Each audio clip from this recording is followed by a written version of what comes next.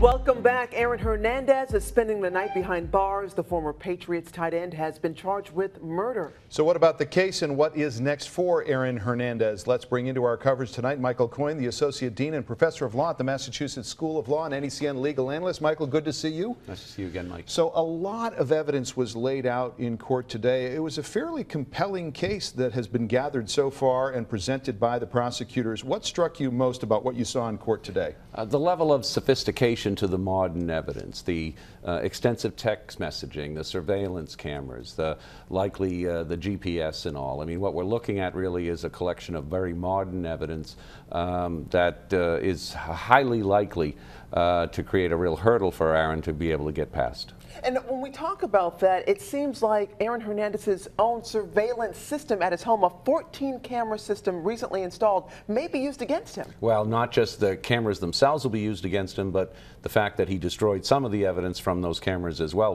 will be used against him as well. The defense said, hey, look, this is a circumstantial case. They don't have the murder weapon. How big of a hole is that? And how circumstantial is it? I mean, where are the holes in this prosecution case, as compelling as it was? Yeah, people go to jail all the time with circumstantial evidence, so that's not an absolute bar to being convicted. The fact is that they do not have the smoking gun yet.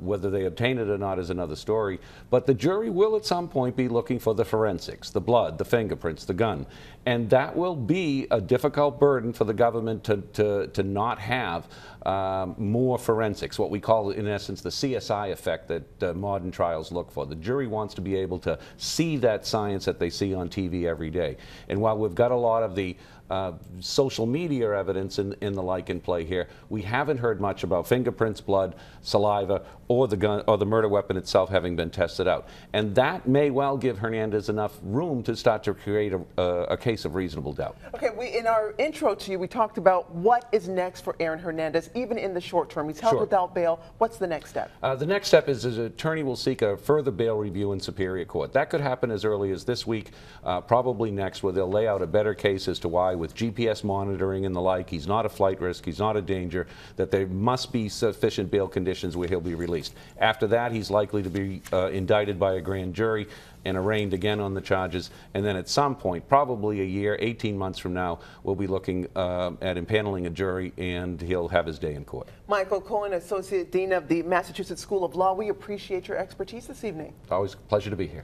And stay with NECN and NECN.com for the latest on the investigation into Aaron Hernandez and the murder of Odin Lloyd.